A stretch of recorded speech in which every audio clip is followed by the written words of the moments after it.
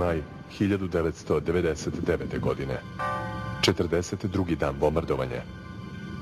NATO avijacija bombardovala je fabriku Krušik u Valjevu i naselje Radnička kolonija.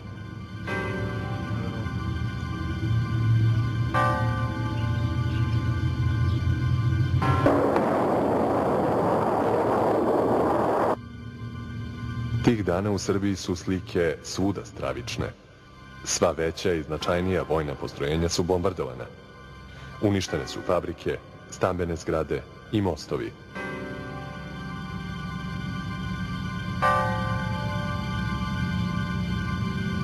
Naša avijacija je nemoćna. Do tada su poginula 2 pilota, potpukovnik Života Đurić i major Zoran Radosavljević, a 6 MiG-ova 29, najvrednijih aviona u našoj avijaciji, bilo je uništeno. Praktično naša eskadrila sa MiG-ovim 29 jedino, koliko toliko ti avioni su mogli da se suprotstave avionima sa NATO-a sa druge strane. Ovi MiG-ovi 21 su već tada i sada dosta zastareli za neku borbenu upotrebu, u smislu lovačke upotrebe. Za nas je to isto kao da su nas napali Marsovci, jer toliko smo tehnološki bili inferiorni da svaka inferiornost preko toga je imala isti efekt. Na našim avionima 2 godine pre bombardovanja istekli su svi resursi za sve delove, motore, agregate i rakete koje mi imamo. Ti resursi su produžavani onako u komandi s odlukom, otkuca se papir, potpiše se i resurs produžen. Bez ikakvih naknadnih velikih ispitivanja ili potrebnih radova, zato što smo tada bili u sankcijama u blokadi, to se nije moglo završiti. Dešavalo se da oni budu kao ispravni, ali vi kad poletite vidite da on nema snagu da otkrije ciljeve, da jednostavno niste bili sigurni kada poletite šta će na avionu da radi, šta neće raditi. Kada smo ušli u bombardovanje, delovi koji su bili oštećeni mi smo krpili sa neispravnih aviona, slapali smo ispravne avione, međutim nije to bilo to. Radari su tada bili na nekim mogućnostima 30-40 km, agregati i uređaji su bili neispravni. Jer domet naših raketa je bio 20 km, a njihovih mnogostruko veći, znači 2 do 3 puta veći domet. Od nas se očekivalo da se suprotstavimo, da odvratimo neprijatelja od napada, da obaramo na avione koji nas napadaju. Bio sam realan u tim situacijama i znao sam da je to praktično nemoguće, bar na način kako su nas upotrebljavali. Ako vas podignu preko protiv lovačkog aviona koji je bolje naoružan ili je veća grupa, a vi ste sami, znači tu su vaše šanse skoro nikakve. Nije bilo obezbeđeno sadejstvo između raketnih jedinica i lovačkih aviona, često se dešavalo ili skoro uvek da, znači, artilerija protivvazdušna odbrana da izvrše dejstvo po avionu koji poleće ili dok leti da, znači, pokušaju da ga obore, jer nisu tu, da kažem, krive raketne jedinice, jer oni su imali zadatak da pucaju na sve što leti. Daljina 25, daljina 10, lansiraj! Lansirano! Prvo lansirana! Zahvat! Vođenje!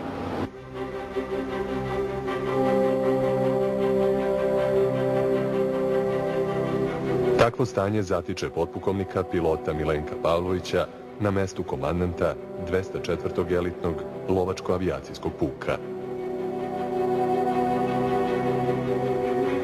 On je u tom momentu bio komandant puka, ja sam bio njegov zamenik i eto, po prirodi posla i dužnosti bili smo najbliži saradnici. Mnogo smo pričali, a ta naša priča bila je kako da pripremimo naš sastav, pre svega onaj pilotski sastav koji je, eto tako, neravnopravnim uslovima bio dužan da poleti i na neki način, kako se to od nas očekivalo, i da život za slobodu tog našeg neba, u krajnjem slučaju naše otadžbine.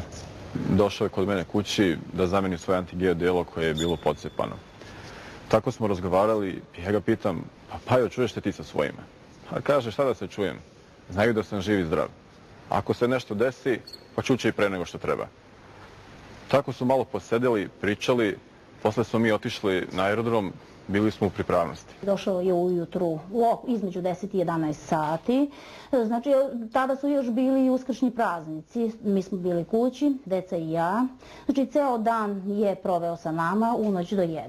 U noć, znači, od 2. na 3. je otišao. Tog dana u kući je vladala drugačija atmosfera. Mnogo smo pričali, moja majka i on su dosta pričali. Rat je trajao duže od mjesec dana, mjesec i po dana, 2.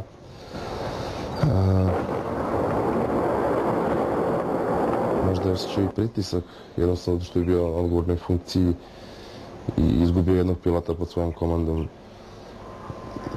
Možda jednostavno daj neki unutrašnji nemir. On je taj dan došao, ali je bio jako umoran. Jednostavno na njegovim plećima se je videlo težina i posla i uopšte tih dana koji su bili jako teški. Najveći utisak jeste kada je krenuo. Uhvatio me za ruku i rekao da hranim svog brata i da brinem u tome da poraste i da bude dobro. Kada bi ranije dolazio, znači svaki put bi mahnuo, kada bi krenuo iz automobila bi mahnuo, međutim te noći je seo i otišao. Jednostavno nije se ni okrenuo. Mi smo ga ispratili pogledom, ali tog puta je seo u kola, ali nije nas pogledao. To jutro mi nešto nije dalo mira, pa sam ga pozvala. Čuli smo se prepodne, trećeg prepodne i više se nismo čuli.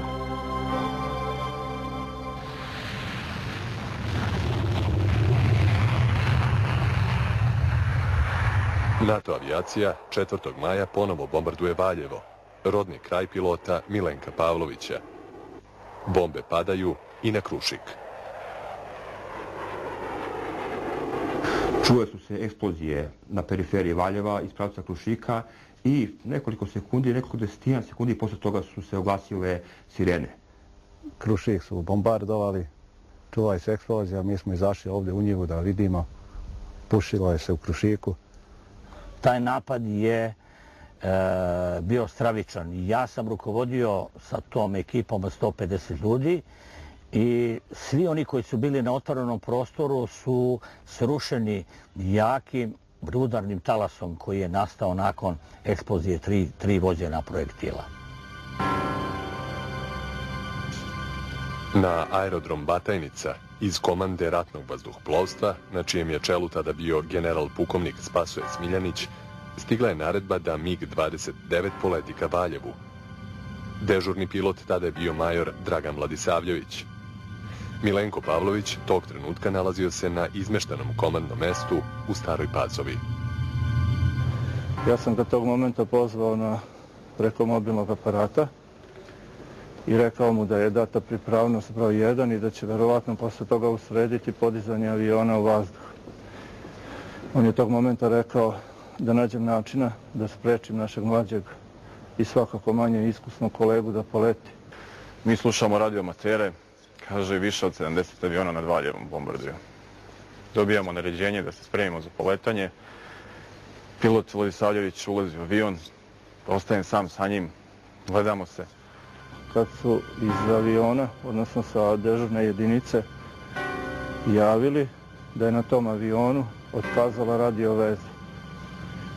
Naredio sam da major Vladisavljević pređe na drugi avion i da krene sa pokretanjem.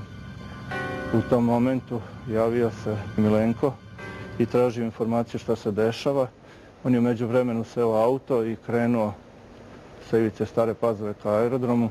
U 10 minuta stiže auto, dolazi Paja, kaže, majko, dečuju, nećete vi da ginete, ja ću.